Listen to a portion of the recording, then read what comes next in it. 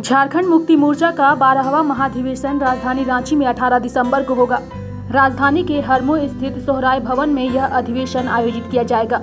इस महाधिवेशन में पार्टी सुप्रीमो शिबू सोरेन, कार्यकारी अध्यक्ष सह सूबे के मुख्यमंत्री हेमंत सोरेन और पार्टी के तमाम विधायक, केंद्रीय समिति के सदस्य सहित कार्यकर्ता शामिल होंगे। यह फैसला मंगलवार को पार्टी के केंद्रीय कार्यकारिणी समिति की बैठक में सामने आई है। वहीं इस बैठक को लेकर क्या कुछ कहा विनोद पांडे ने, वो भी आपको सुनाते हैं। इस बैठक में विशेष रूप से पार्टी महाधिवेशन को लेकर के चर्चा होनी थी, उस विषय पर चर्चा हुई है।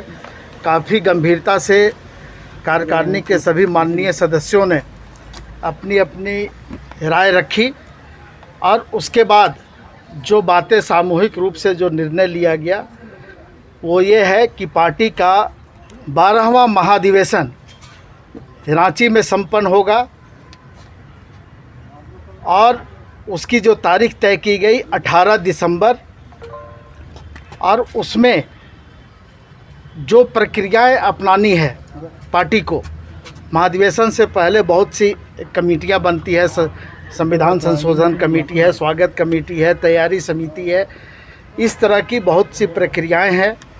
जिला कमेटी, प्रखंड कमेटी, पंचायत कमेटी को भंग किया जाता है, फिर उसका गठन किया जाता है।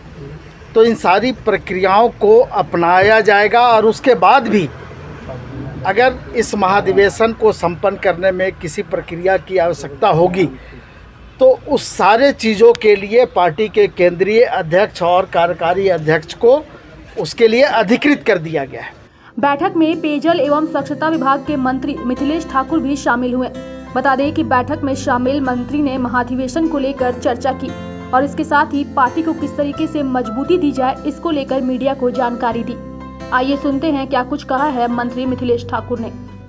पूरी तरह से जो केंद्रीय कार्यकारिणी की बैठक होती है वो सांगठनिक बैठक होती है और इसमें संगठन की मजबूती पर चर्चा की गई।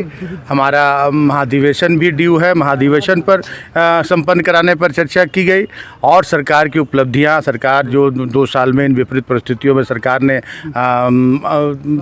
आम जन के लिए जो कार्य किए हैं, समाज की अंतिम पंक्ति के लोगों तक जो सरकार की जो सुविधाएं हैं उसको पहुंचाने का जो सरकार ने प्रयास किया है, उन सारे बातों को जनता तक पहुंचाने की बात की गई और संगठन हमारा कैसे मजबूत हो इस पर ही चर्चा हुई, क्योंकि कार्यकारिणी की बैठक थी, सिर्फ संगठन पर ज़्यादा चर्चा है। वहीं बैठक के उपरांत जेएमएम के केंद्रीय महासचिव सुप्रियो भट्टाचार्य ने बैठक में महाधिवेशन को लेकर चर्चा की जानकारी मीडिया से साझा की और इसके साथ ही उन्होंने कहा कि जनवरी में होने वाली जनगणना में सरना धर्म कोड को शामिल करना पार्टी की सबसे पहली प्राथमिकता है, जिसे पार्टी पूरा करने के लिए हर कुछ करेगी।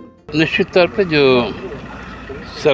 सरकार के जो कामकाज अभी चल रहे हैं, इस महामारी में भी जो काम हुए हैं, चाहे खासकर ग्रामीण क्षेत्रों के लिए, उनको फोकस करके जो अचीव कर पाए हैं हम लोग अभी तक, उसको गांव-गांव तक पहुंचाना और खासकर पंचायत चुनाव के पहले, क्योंकि हमको मालूम है, जो हम लोगों को जानकारियां मिल रही हैं कि शायद दिसंबर के अंत तक पंचायत चुनाव की भी घोषणा हो जाएगी।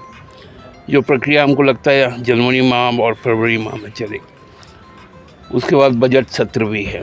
इस बीच में सरकार के 2 साल भी पूरे होंगे सरकार के।